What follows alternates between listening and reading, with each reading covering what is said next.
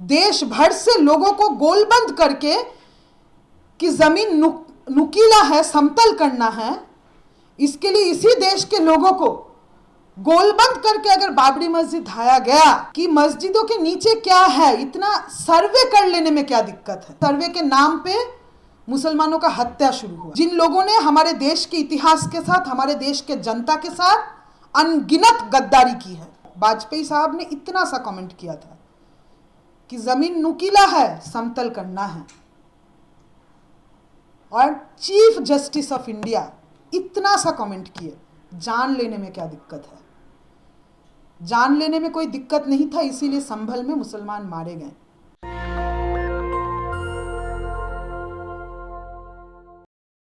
सब लोग काले कोट वाले हैं, जो न्याय का मंदिर माना जाता है, वहाँ पे न्याय का लड़ाई लड़ते हैं। और हमारे साथ जो सड़कों पे लड़ाई है, जो मज़दूरों का लड़ाई है, जो कारखानों में लड़ाई है, जो खेतों में लड़ाई है, जो यूनिवर्सिटीज़ में लड़ाई है, और हर वक्त लड़ाई, न्याय का लड़ाई जो कोर्ट में लड़ी जाती है, कोर्ट में वो तब पहुंचती है जब सड़कों पे, कारखानों में, खेतों में लोग अपने हक अधिकार का लड़ाई लड़ते हुए, हमारे लिए तो कोर्ट का यही मतलब है कि अपना लड़ाई लड़ते हुए जब धाराएं लगती हैं, अपने अधिकारों का लड़ाई लड़ते हुए जब धाराएं लगती है, तब हमें काले कोट वालों का याद आता है और मदद लेते हैं।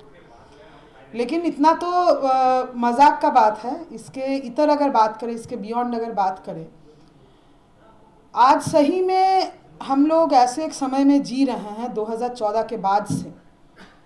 ये देश शायद 1947 के बाद से ही वैसा देश नहीं बन पाया जिस देश का सपना देश के आज़ादी का लड़ाई लड़ने वाले लोगों ने देखा था।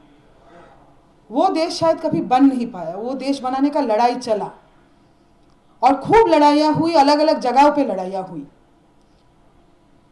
वो लड़ाई चल रहा था, लेकिन 2014 में इस देश के इतिहास ने ऐसा पलटी मारा जहाँ पे एक तरीके से सत्ता में बैठे लोग अपने ताकत से, अपने सत्ता से देश के इतिहास को कई दशकों तक पीछे धकेलने का काम कर रहे हैं और किए।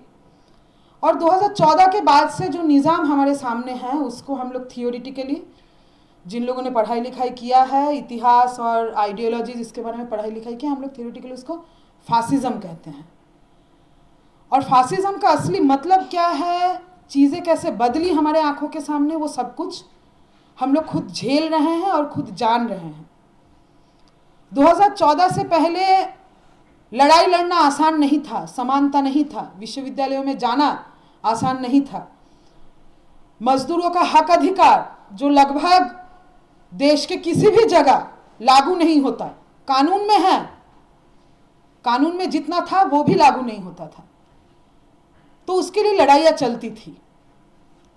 लेकिन 2014 के बाद हम ऐसे एक देश देख रहे हैं, ऐसा एक समय देख रहे हैं, ऐसा एक निज़ाम देख रहे हैं जब ये सोचना,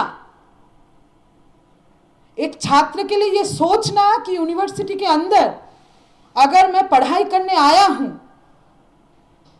तो देश का निर्माण कैसे होगा, इसके बारे में मेरा सोच व्यक्त करना एक विश्वविद्यालय के अंदर, ये गुनाह है।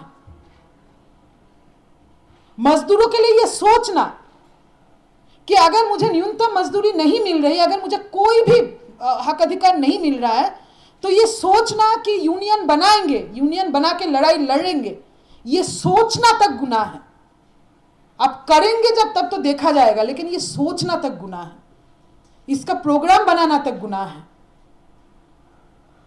और आज हम लोग ऐसे एक समय में, अभी तो इस समय हम लोग जो देख रहे हैं हमारे सामने, जो एक बहुत बड़ा सच्चाई आ रही है हम सबके सामने, वो है कि जिस तरीके से एक सांप्रदायिक नफरत फैलाते हुए, बड़े पूंजीपतियों के साथ हाथ मिलाते हुए ये सत्ता में काबिज हुए, आज निजाम में बैठे हुए लोग, सरकार में बैठे हुए लोग वो कैसे सत्ता में आए, ये हमारे सामने उसका चित्रनाट, उसका स्क्रिप्ट ये ओपन है। आज हम लोग जो देख रहे हैं, इस वक्त हम लोग जो देख रहे हैं, हमने देखा जो फॉर्मर सीजेआई, उन्होंने एक बात कही। उन्होंने कहा कि मस्जिदों के नीचे क्या है, इतना सर्वे कर लेने में क्या दिक्कत है, ये जान लेने में क्या दिक्कत है। ये फॉर्मर सीजेआई ने कहा, चंद्रचूड़ साहब ने कहा। और उसके बाद फ्लडगेट ओपन हुआ। फ्लडगेट ओपन हुआ, सर्वे शुरू हुई और सर्वे के नाम पे मुसलमानों का हत्या शुरू हुआ। तो 2014 में हम लोग जहां थे और 2024 में हम जहां हैं, 2014 के पृष्ठभूमि में सड़कों पे, जमीन में सांप्रदायिक हिंसा, सांप्रदायिक नफरत, इसका प्रचार, मुसलमानों के खिलाफ दुष्प्रचार, हाथापाई, हत्या और नफरत के पक्ष में गोलबंदी, यह अगर 2014 तक बिल्डअप के लिए जरूरी था, अगर बाबरी मस्जिद ढहाने के लिए देश भर से लोगों को गोलबंद करके कि जमीन नुकीला है, समतल करना है, इसके लिए इसी देश के लोगों को गोलबंद करके अगर बाबरी मस्जिद ढाया गया और वो पृष्ठभूमि पैदा होते होते 2014 में ऐसे लोग सत्ता में आए जिन लोगों ने हमारे देश के इतिहास के साथ, हमारे देश के जनता के साथ अनगिनत गद्दारी की है। आजादी के लड़ाई से लेकर 2014 तक अनगिनत गद्दारी करने वाले लोग सरकार में बैठे और आज 2024 में उनको शायद देश भर से गोलबंद करके नुकीले जमीन को समतल करने का जरूरत नहीं हो रहा है। आज का सच्चाई यह है कि फॉर्मर सीजेआई, जब वो सिटिंग सीजेआई थे, तब उन्होंने बस इतना सा कमेंट कर दिया। वाजपेयी साहब ने इतना सा कमेंट किया था कि जमीन नुकीला है, समतल करना है। और चीफ जस्टिस ऑफ इंडिया इतना सा कमेंट किए। जान लेने में क्या दिक्कत है? जान लेने में कोई दिक्कत नहीं था, इसीलिए संभल में मुसलमान मारे गए। तो फांसीवाद को हम लोग जैसे जाने, जैसे समझें, इतिहास पढ़ के जैसे जाने और इतिहास पढ़ के जैसे समझे, अपने आंखों के सामने हमारी पिछली पीढ़ियों ने जैसे देखा, हमारा पिछला पीढ़ी जो हो सकता है भारत के समाज में वर्तमान जो सांप्रदायिकता है, उस सांप्रदायिकता से ग्रसित हो, लेकिन जब सरकार चुनने जाती थी तब उनके दिलो दिमाग में ये याद था, ये मेमोरी था कि ये देश आज़ाद किन लड़ाइयों से हुआ है और किनको सत्ता में नहीं लाना है। लेकिन हम लोग, जब हमारा जो जनरेशन था, जो जब उसने वोटिंग राइट पाया, तो वो जो आज़ादी का लड़ाई था, वो जो देश निर्माण का लड़ाई था, जिस देश निर्माण के लड़ाई में हिंदू मुसलमान एक साथ हाथ में हाथ मिला के शहादत दे के एक आज़ाद देश का निर्माण किए, वो यादें फीकी पड़ने लगी और नुकीली ज़मीन को समतल करने का जो रेटरिक था वो धीरे धीरे आगे बढ़ने लगा। और 2024 में आज फासिस्ट लोग, उन्होंने अपना पैर, उन्होंने अपना ज़मीन इतना उन्होंने मजबूत कर लिया है कि पहले वाजपेयी साहब को बोलना पड़ता था, आज चंद्रचूड़ साहब बोल देते हैं, कोर्ट के अंदर बैठ के बोल देते हैं और काम हो जाता है। तो फांसीवाद ने भी इस देश में अपने आप को स्टेबलाइज किया है और इस पीढ़ी को यह समझना होगा। ये इस पीढ़ी की जिम्मेदारी है कि फांसीवाद ने इस देश में अपने आप को स्टेबलाइज किया है। उन्होंने इंस्टीट्यूशनल कैप्चर किया,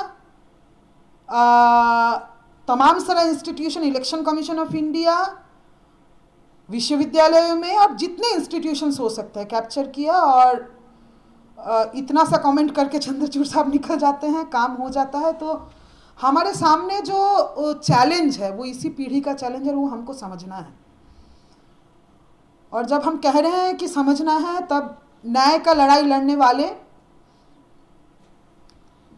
कॉलिन जी ने कहा कि डायरेक्ट एक्शन, जब दिखेगा अन्याय तो जो काला कोट पहन के न्याय का लड़ाई लड़ते हैं कोर्ट के अंदर, उनको तो डायरेक्ट एक्शन करना ही है, कोर्ट के अंदर करना है।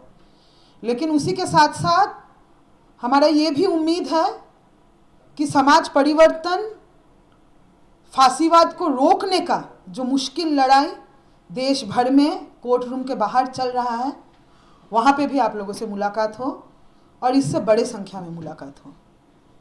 आप लोगों से मुलाकात हो जब जब यही काला कोट सड़कों पे दिखने का ज़रूरत हो।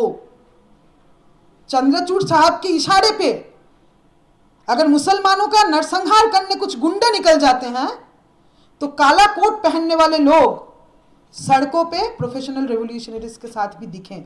समय वो आ चुका है। समय शायद आ चुका है जब लॉयर्स, वो इस देश के सिटीजन्स के बतौर, इस देश के इतिहास के धारक और वाहक के बतौर अपने प्रोफेशनल कंपल्शन से निकल के एक दूसरे के साथ वो कॉमरेडरी एस्टेब्लिश करें, वो दोस्ताना एस्टेब्लिश करें, वो साथ में लड़ाई लड़ने वाला जो स्पिरिट है वो एस्टेब्लिश करें कि एक दूसरे के बीच का ऑक्यूपेशनल प्रोफेशन ये बीच में ना आए। क्योंकि समय का जो ज़रूरत है, वो जो ये कॉमरेडशिप है, आप लोगों का प्रोफेशन एक खास तरीके का है, आप लॉयर्स हैं, लेकिन मेरा यही गुजारिश है कि लड़ाई का जो दोस्ती है वो आपके ऑक्यूपेशनल प्रोफेशन के बीच में ना आ पाए, क्योंकि ये इस समय इस देश के इतिहास का ज़रूरत है। इसलिए मैंने आपके बीच में ये बात रखा। शुक्रिया। इनकलाब जिंदाबाद। नेशनल दस्तक की आपसे गुजारिश है कि अगर इसको बचाना चाहते हैं तो नेशनल दस्तक को सब्सक्राइब करने के लिए रेड कलर के सब्सक्राइब बटन को दबाएं, फिर बेल आइकन की घंटी दबाएं। नेशनल दस्तक को बचाने के लिए बहुत ज़रूरी है कि हर खबर को शेयर करें, लाइक करें, कमेंट जरूर करें।